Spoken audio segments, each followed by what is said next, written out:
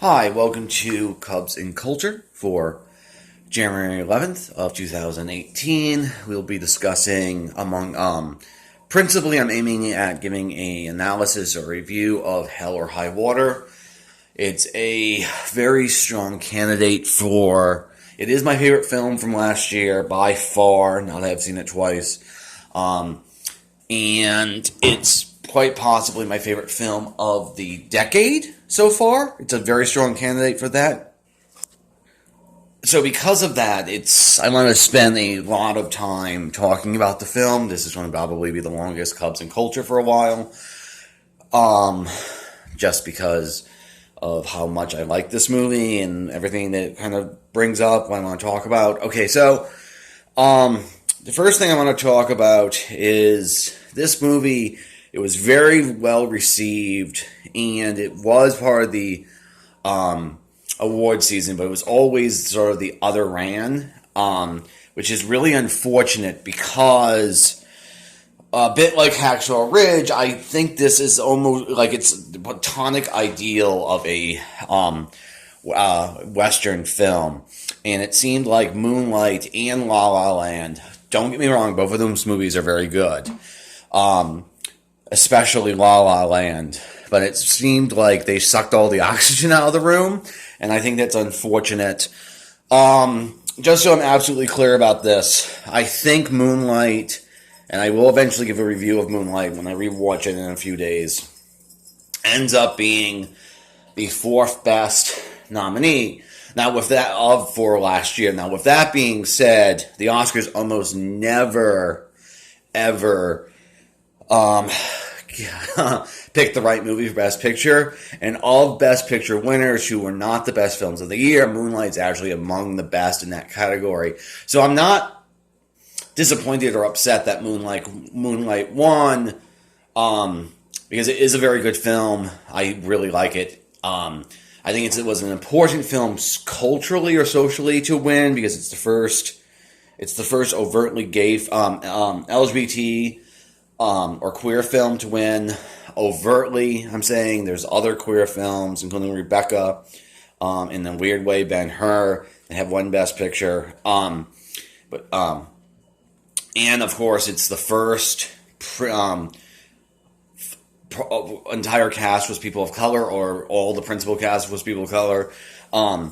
So I'm not trying to pick on Moonlight. It's just how the thing fall. It's just my opinion how it fell. Okay, now with that all being said, Hell or High Water was nominated for 4 Oscars: picture, screenplay, supporting actor for Bridges, and editing. I would have kept all of those. I gave it a cinematography nomination, and I would also have nominated Ben Foster in either the supporting acting category or the lead actor category, depending on what you consider his performance. And I would have had it won picture, screenplay, and director for sure. Because of how well I like this movie. So to begin talking about why I like Hell or High Water the most, I got to sort of talk about sort of my orientation within story, or how I think about story. So I used to teach at the community college level, basically an aesthetics course over story, on how stories work, and so I don't. It's not that I don't like experimental films or more of the stuff like Boyhood, where it really isn't following story structure because it's doing something else, that it doesn't follow sort of classical storytelling techniques. It's not that I don't like that stuff. It's just I like the classical storytelling techniques more. I'm much more interested in sort of genre and playing with the conventions and playing with the patterns. So story, in essence, because I don't really want to teach the class, it basically ends up being the case because in the way in which film or stories work, there's only so many sort of patterns or ways in which stories go. And so stories become interesting, or movies are interesting, by both meeting our expectations for the sort of genre they are, but reconfiguring the parts so it feels new. So let me just quickly talk about, this isn't a Western thing, this is just a basic sort of what a story is. So one of the most common stories that's in every fucking film basically is a love story or a lust story.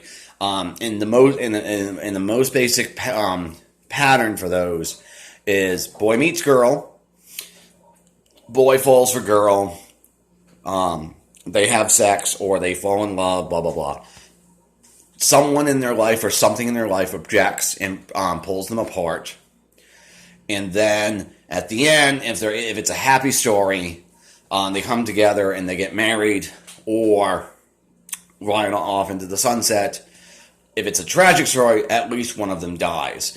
So the most common pattern in for the objection or the antagonism in a love story is, of course, parents. So you see this in Romeo and Juliet, you see this in Titanic, where the thing that is preventing them is some sort of family objection to the choice.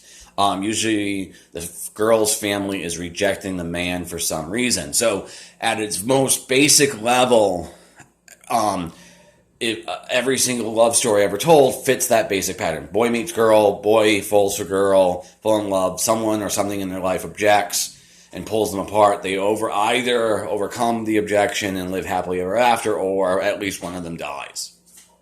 Okay, so that is a love story. Every single love story ever told has those four scenes. It has others, of course, because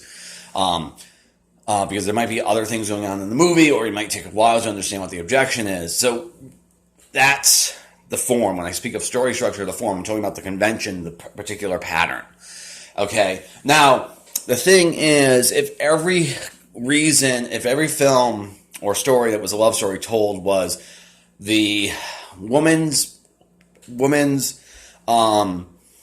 family objects because of social standing, because of money, because of class, that would get very, very boring very quickly. So sometimes the antagonism changes to being like an illness, like in A Fault in Our Stars, it's about a woman getting cancer. In Love Story, it's about cancer.